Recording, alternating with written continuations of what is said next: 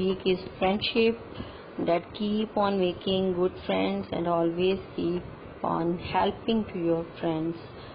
Okay boys, today's chapter 11 is organic chemistry, and as you know, that is one branch of the chemistry, organic chemistry, in which we deals with the organic compounds or the compounds containing hydrogen and carbon, mean hydrocarbon.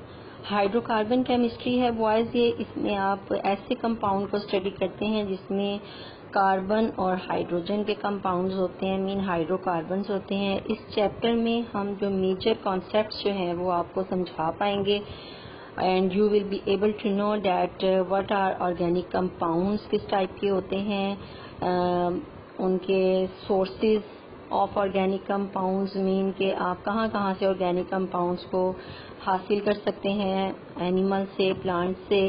ठीक है. उसके बाद हम देखेंगे uses of organic compounds, in organic compound की application क्या है, uses क्या हैं, कहाँ पे आप इनको इस्तेमाल करते हैं. फिर हम देखेंगे अल्केन एंड अल्काइल रेडिकल क्या होते हैं, अल्केन क्या होते हैं, ये ऑर्गेनिक कंपाउंड्स की कौन सी टाइप है, और फिर उससे अल्काइल रेडिकल कैसे बनता है. और उसके बाद हम देखेंगे फंक्शनल ग्रुप क्या होते हैं.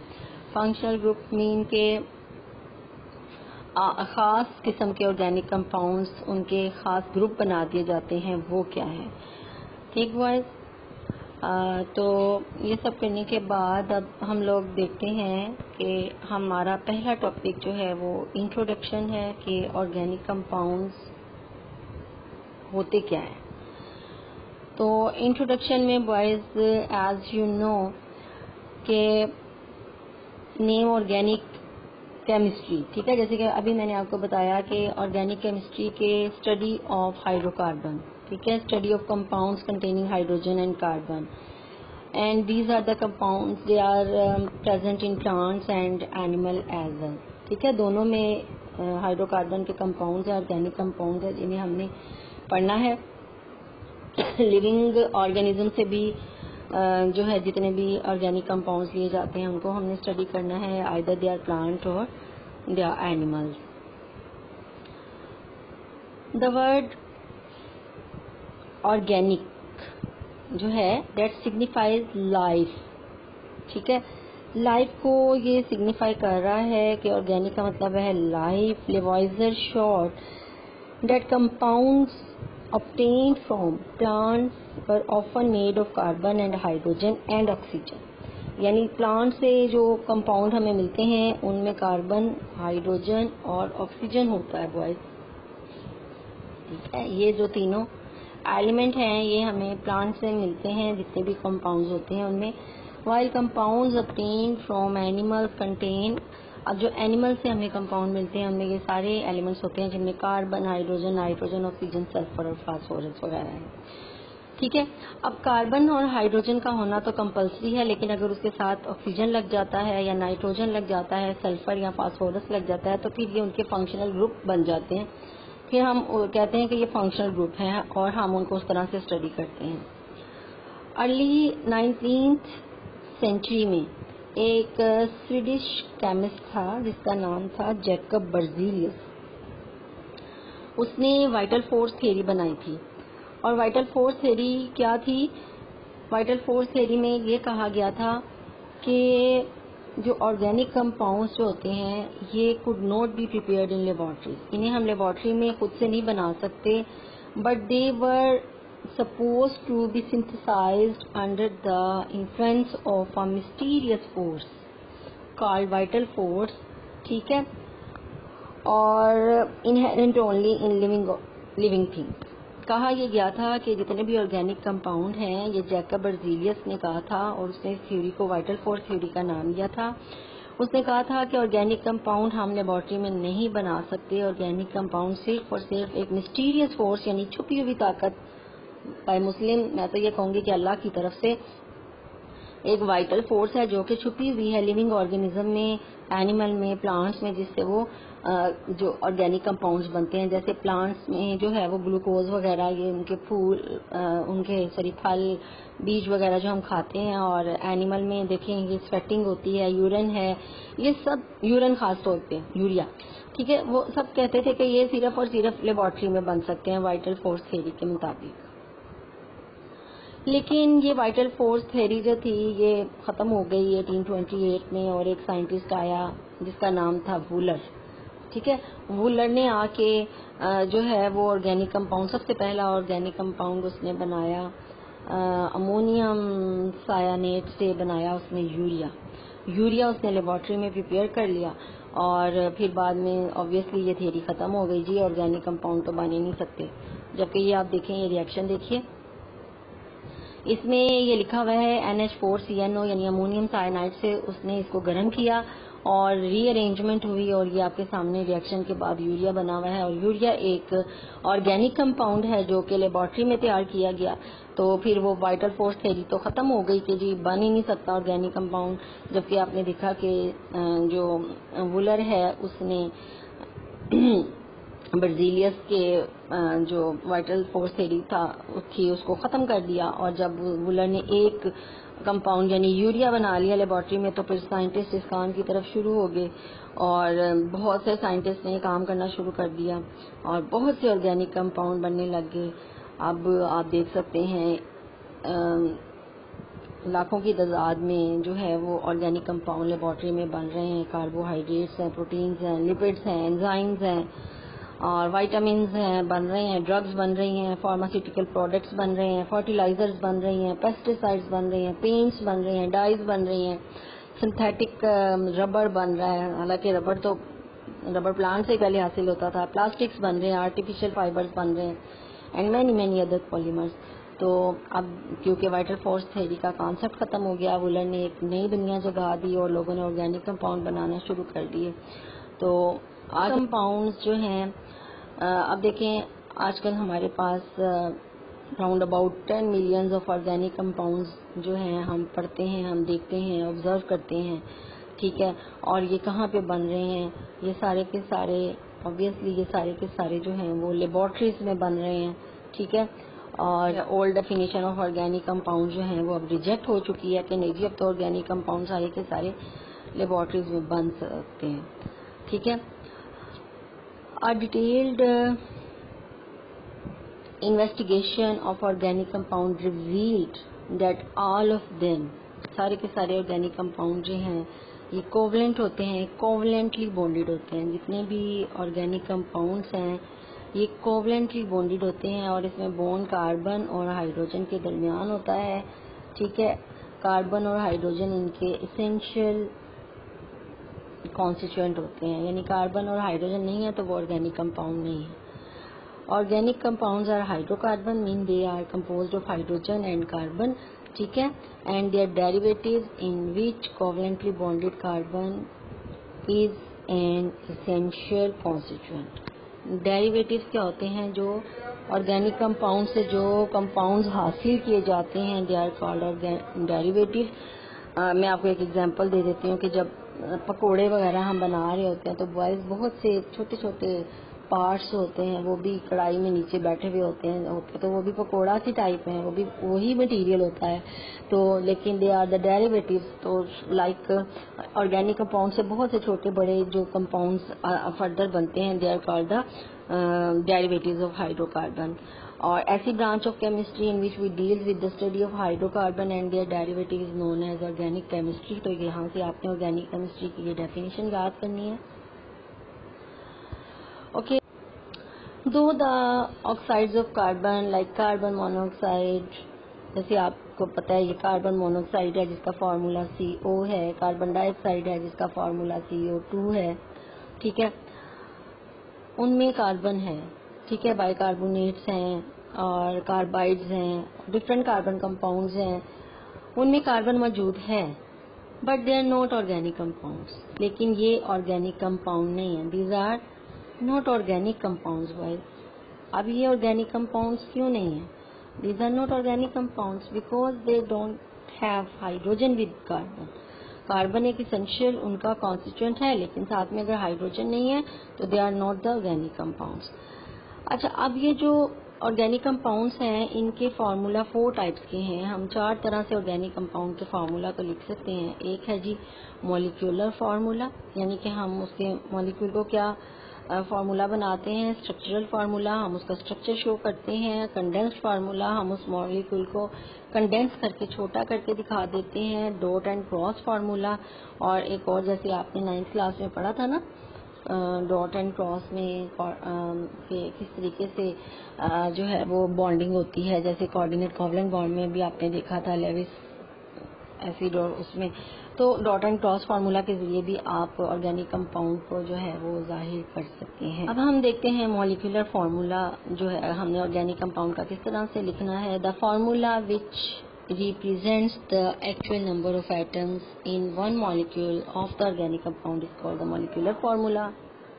तो ये इसकी डेफिनेशन है जी कि मॉलिक्यूलर फार्मूला किसको कहते हैं। ठीक है, यहाँ से यहाँ तक आपने इसकी डेफिनेशन याद करनी है और उसमें आपने एक एग्जांपल भी दे देनी है।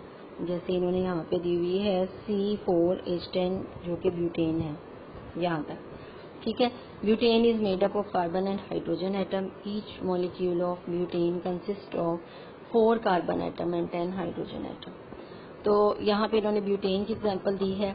मैं आपको एक सिंपलेस्ट कंपाउंड जो कि हमारे पास है दैट इज मीथेन, उसकी एग्जांपल दे रही हूँ। तो जैसे कार्बन एक और साथ में मैं लिख रही हूँ CH4, एक कार्बन और कार्बन की वैलेंसी क्योंकि 4 है तो वो 4 कोवलेंट बॉन्ड बना सकती है हाइड्रोजन के साथ CH4। ये सबसे सिंपलेस्ट ऑर्गेनिक कंपाउंड है और इसको कहते हैं मीथेन गैस, जो कि सुई गैस के नाम से भी आप जानते हैं इसको। तो this is the molecular formula के एक मॉलिक्यूल की फॉर्म में जिसमें आपको रिप्रेजेंट किया जा रहा है कि इसमें एक कार्बन है और 4 हाइड्रोजन है, यानी आपको नंबर ऑफ एटम्स आपको इसमें शो हो रहे हैं। That is the type of formula that is called the molecular formula. आप चाहें तो मजीद उसको बढ़ा कर सकते हैं। जैसे अगर आप CH4 था एक कार्बन के साथ 4 हाइड्रोजन, तो जब आप कार्बन को 2 करेंगे तो 4 की बजाय उधर से 2 हाइड्रोजन इंक्रीज हो जाएंगे, C2H6 हो जाएगा। ये भी एक ऑर्गेनिक कंपाउंड है, ठीक है, जो कि सेकंड लास्ट पे आता है, यानी कि सेकंड बड़ा है। पहला सबसे छोटा, ये उससे बड़ा है, 2 कार्बन हो गए हैं और हाइड्रोजन 6 हो गए, इसका नाम ईथेन होता है। उसके बाद अगर बॉयज मैं कार्बन को 3 कर दूं तो H की जगह वो हमारे पास 6 की बजाय 8 आ जाएगा, यानी एक कार्बन बढ़ाने से 2 हाइड्रोजन बढ़ते जाएंगे। इसमें कार्बन 3 है तो हम इसका नाम जो है वो हम प्रोपेन देंगे। प्रोपा का मतलब 3 और प्रोपेन मीन 3 कार्बन वाला कंपाउंड। इसी तरह अगर मैं मजीद ये जो आपको बुक में एग्जांपल दी हुई है वो है C4 और H, 8 से अब 10 हो जाएंगे। मीन ये मैंने आपको शो आप पहले इस तरह यानी सिंपलेस्ट कंपाउंड से किया ताकि आप ब्यूटेन को देख के परेशान ना हो कि ये क्या चीज़ है। तो ब्यूटा मीन 4 यानी कार्बन 4 है और हाइड्रोजन ऑब्वियसली फिर 10 हो जाएंगे, तो ये ब्यूटेन है। इसी तरह सीरीज आगे चलती जाती है। आप बेशक कार्बन 5 कर लेंगे तो हाइड्रोजन 12 हो जाएंगे, कार्बन 6 कर लेंगे तो हाइड्रोजन 14 हो जाएंगे। तो ये इसके मॉलिक्यूलर फार्मूला हैं डिफरेंट कंपाउंड्स के। टू कि आप ऑर्गेनिक कंपाउंड को किस तरह से लिख सकते हैं, तो वो है जी स्ट्रक्चरल फार्मूला कि आप किसी भी कंपाउंड को जो है उसका स्ट्रक्चर शो करके आप दिखाएं। तो स्ट्रक्चरल फार्मूला के पास आता है स्ट्रक्चरल फार्मूला के आप ऑर्गेनिक कंपाउंड को रिप्रेजेंट कर सकते हैं बाय देयर स्ट्रक्चर की फॉर्म में, और वो आपने किस तरह से करना है। फॉर एग्जांपल मैं पहले इन्होंने वही ब्यूटेन को ही लिया हुआ है, लेकिन क्योंकि मैंने आपको सबसे पहले सिंपल CH4 का बताया था, ये सबसे सिंपल ऑर्गेनिक कंपाउंड है जिसका नाम मीथेन है, सुई गैस। तो अगर इसका मैं स्ट्रक्चर ड्रॉ करूं तो आप ये देखें कि एक कार्बन है, आपको पता है कार्बन की वैलेंसी जो है वो 4 होती है, यानी उसके साथ चारों तरफ एक एक हाइड्रोजन अटैच हो सकता है। तो ये चारों तरफ इसके एक एक हाइड्रोजन अटैच करने के बाद ये CH4 का स्ट्रक्चर है। यानी स्ट्रक्चर ड्रॉ करना बहुत आसान है। अगर आप C2H6 का स्ट्रक्चर ड्रॉ करेंगे तो आप पहले 2 C2 है तो 2 कार्बन लगाएंगे। आप उसके बाद कार्बन की आपने वैलेंसी 4 पूरी करनी है, एक एक तो इसकी हुई है, बाकी तीनों साइड इसकी खाली हैं, तो आप तीनों साइडों पे कार्बन के तीनों साइडों पे हाइड्रोजन लगाएंगे। तो आप इसको आप इसको यहाँ पे काउंट कर सकते हैं कितने हाइड्रोजन मैंने लगा दिए। मैं गिनती हूँ 1 2 3 4 5 6, यानी ये C2H6 का जो है स्ट्रक्चर मैंने खोल के बना दिया है 2 कार्बन के साथ। अगर आपने 3 कार्बन के साथ करना है तो वो, और नाउ अगर आपने 4 कार्बन के साथ करना है तो बॉयज ये आपके सामने इन्होंने शो किए हुए हैं। यहाँ पे आप देखें बॉयज, ये जो दूसरा शो किया है ये तो सिंपल ब्यूटेन है जिसमें 4 कार्बन के साथ ये तकरीबन आप गिनेंगे पूरे 10 हाइड्रोजन अटैच हैं। इधर भी 4 कार्बन के साथ 10 हाइड्रोजन अटैच हैं, लेकिन 3 कार्बन तो बिल्कुल स्ट्रेट जुड़े हुए हैं, लेकिन जो चौथा कार्बन है ना उसने यहाँ पे एक ब्रांच बना लिया है। ठीक है, अब हर कार्बन को आपने पूरा करना है, चारों तरफ से उसके 4 बॉन्ड बने होने चाहिए। अब ये पहला कार्बन, जैसे आप देखें पहला कार्बन मैं ले रही हूँ, इसका एक बॉन्ड तो कार्बन के साथ ये है, दूसरा हाइड्रोजन, तीसरा हाइड्रोजन, चौथा हाइड्रोजन, इसकी चारों वैलेंसी पूरी हो गई है। अगले कार्बन को देखें, ये वाला कार्बन जो है नंबर 2 कार्बन जो है वो दोनों तरफ कार्बन से अटैच हुआ है और तीसरी तरफ भी उसके कार्बन है। अब उसकी एक ही जगह खाली है तो उधर एक हाइड्रोजन लगा हुआ है, उसकी भी 4 वैलेंसी पूरी होगी, यानी कार्बन ने अपने 4 बॉन्ड पूरे करने होते हैं। ठीक है, अब वो हाइड्रोजन लगे या कार्बन लगे, इट डजेंट मैटर। अब अगला कार्बन जो है उसमें देखें ये जो है उसमें 3 हाइड्रोजन लगे हैं, क्योंकि चौथी तरफ तो खुद कार्बन जो है वो कार्बन के साथ अटैच है, और ये जो चौथा कार्बन है इसमें भी 3 हाइड्रोजन लगे हैं, एक तरफ वो कार्बन के साथ अटैच है। फॉर्मूला वही है इसका, आप देखें बेटा फॉर्मूला इसका वही है C4H10, लेकिन इसकी अरेंजमेंट थोड़ी सी फर्क है, इसकी और इसकी अरेंजमेंट में फर्क है। ये स्ट्रेट जा रहा है, बिल्कुल स्ट्रेट चेन है, और ये जो है ये स्ट्रेट नहीं है, ये ब्रांच है, ये वाली चेन ब्रांच, ये यहाँ पे ब्रांच बन गई है, लेकिन फार्मूला सेम है, मॉलिक्यूलर फार्मूला सेम है, स्ट्रक्चरल फार्मूला अलग है। तो फिर एक कंपाउंड के स्ट्रक्चरल फार्मूला जो है वो डिफरेंट भी हो सकते हैं, इसको आगे जाके हम आइसोमेरिज्म का नाम देंगे कि ये जो प्रोसेस होता है इसको आइसोमेरिज्म कहते हैं। अब जब स्ट्रक्चर चेंज हो जाता है तो फिर ऑब्वियसली नाम भी चेंज हो जाता है।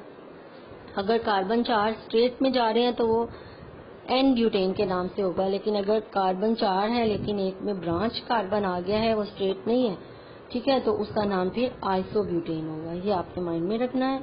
यस, थर्ड टाइप का जो फॉर्मूला है वो हमारे पास है जी कंडेंस फार्मूला। आपने कंडेंस मिल्क पढ़ा होगा, मलाई, ठीक है, मलाई मिल्क के ऊपर जो कंडेंस फॉर्म में आ जाती है वो मिल्क को गाढ़ा करके आती है। तो इसी तरह अगर आप फार्मूले को साथ साथ जोड़ दें, उसको कंडेंस कर दें, बहुत बड़ा फार्मूला लिखने के बजाय अगर आप उसको कंडेंस कर देते हैं, आप उसको छोटा कर देते हैं, तो उसको हम कहते हैं जी कंडेंस फार्मूला। फॉर एग्जांपल यहाँ पे आप देखिए ये ब्यूटेन जो कि स्ट्रेट फॉर्म फार्मूला है उसको आपने जोड़ किस तरह लिख दिया। सबसे पहले मसलन इसको पहले मैं आपको उसी तरह से लिखा हुआ शो करती हूँ। 4 कार्बन है ना, 1 2 3 4 कार्बन, और हर तरफ हाइड्रोजन अटैच हुई है, ठीक है, चारों तरफ, या ये जो मैंने बॉन्ड बनाया है ये ऊपर हाइड्रोजन के साथ अटैच है। अब हम इसको कंडेंस किस तरह करेंगे, पहले आप सबसे पहला कार्बन देखें, ये वाला जिसको मैं सर्कल कर रही हूँ, ये CH3 है तो उन्होंने CH3 लिख दिया, ठीक है। उसके बाद आप दूसरा कार्बन देखें तो ये CH2 है तो ये देखें CH2 लिख दिया। तीसरा कार्बन देखें CH2 है तो CH2 लिख दिया। चौथा कार्बन देखें CH3 है तो ये CH3 लिख दिया।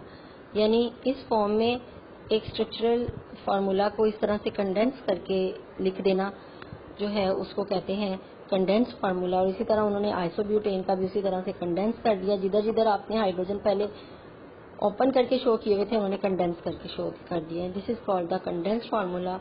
और इसकी डेफिनेशन है the formula that indicates the group of atom join together to each other, ठीक है। वो स्ट्रेट भी हो सकते हैं और ब्रांच भी हो सकते हैं, इस कॉल्ड द कंडेंस फार्मूला। ये इसकी डेफिनेशन है, ये आपने याद करनी है। उसके बाद आपके पास आता है बेटा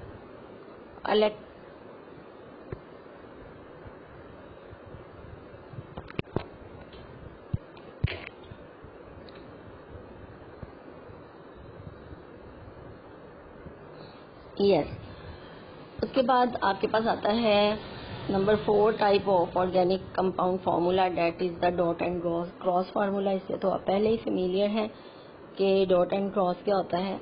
अभी मैं सिंपलेस्ट कंपाउंड आपको शो करती हूँ। यहाँ पे जैसे ये कार्बन है तो कार्बन की 4 वैलेंसी होती है, मीन उसके आउटर मोस्ट शेल में 4 इलेक्ट्रॉन होते हैं। तो उसके इलेक्ट्रॉन्स को अगर मैं डॉट के साथ रिप्रेजेंट कर दूं कि ये जी कार्बन के इलेक्ट्रॉन है, और आपको पता है कोवलेंट बॉन्ड जो होता है वो शेयरिंग से बनता है। हाइड्रोजन का भी एक एक इलेक्ट्रॉन शेयर होगा चारों तरफ, तो 4 बॉन्ड बनेंगे, यानी इसके चारों तरफ हाइड्रोजन ने आके लगना है, तो ये हाइड्रोजन आएगी। और हाइड्रोजन का जो इलेक्ट्रॉन है उसको मैं क्रॉस के साथ रिप्रेजेंट कर दूं लाइक दिस, ठीक है।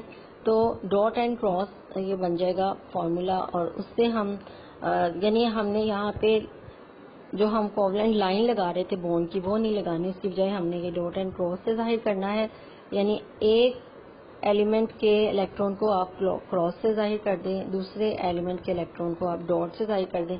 तो ये जो आप बॉन्ड की लाइन लगा रहे हैं इसकी बजाय आप ये यूज करें, तो ये डॉट एंड क्रॉस फार्मूला बन जाता है। यहाँ पे इन्होंने नॉर्मल ब्यूटेन को ये शो किया हुआ है, आप देख सकते हैं कार्बन के साथ चारों तरफ जो है उसकी वैलेंसी शो हो रही है वो डॉट के साथ शो हो रही है, और हाइड्रोजन की जो है वो क्रॉस के साथ शो हो रही है। लेकिन जहाँ पे ये कार्बन कार्बन आपस में मिल रहे हैं, तो अगर यहाँ पे दोनों डॉट हो जाएंगे तो वो समझ आपको सही नहीं आएगी, इसलिए उन्होंने यहाँ पे भी एक तरफ क्रॉस कर लिया है। यानी एक एलिमेंट के इलेक्ट्रॉन के क्रॉस से और दूसरे एलिमेंट के इलेक्ट्रॉन को डॉट से जाहिर करने के नाम को हम डॉट एंड क्रॉस फार्मूला कहते हैं। इसकी definition, the formula which shows the sharing of electron between various atom, ठीक है, and to indicate the organic compound is called dot and cross formula. ये यहाँ पे है, और इसको आप इलेक्ट्रॉन फॉर्मूला भी कहते हैं, ठीक है। तो ये 4 तरीके हैं जिससे आप ऑर्गेनिक कंपाउंड के फार्मूलाज को